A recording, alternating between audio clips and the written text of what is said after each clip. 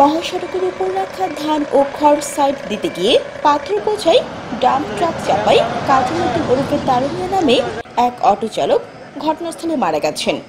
এ সময় অটোরিকশাটি দুমড়ে মুচড়ে আহত হয়েছেন আরও ৫ যাত্রী। আহতদের মধ্যে ২ জনের অবস্থা আশঙ্কাজনক হওয়ায় তাদের ময়মনসিংহ মেডিকেল কলেজ হাসপাতালে পাঠানো হয়েছে। গতকাল শনিবার দিবাগত রাত ৮:৩০টার দিকে নালিতাবাড়ি নাকুগাঁও মহাসড়কের বাইটকামারি ব্রিজ এলাকায় এই দুর্ঘটনা ঘটে।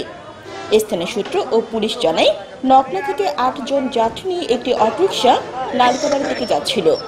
রাত আনুমানিক ৮:৩০টার দিকে বাইটকামারি ব্রিজের কাছাকাছি এলে রাস্তার মাঝ বরাবর পর্যন্ত রেখে দেওয়া ধান ও খড় সাইড দিতে গেলে অটোরিকশাটি উঠে যায়।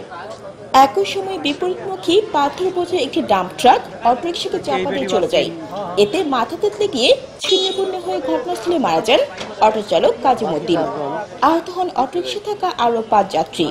এরা হলেন জোকানিয়া গ্রামের আফাজউদ্দিন, জোকানিয়া কান্দাপাড়া গ্রামের জহিরুন্নেসা, বাইটকামারি গ্রামের সাদেক আলী, একই গ্রামের আজহার আলী ও গোবিন্দনগর গ্রামের কাজল রেখা।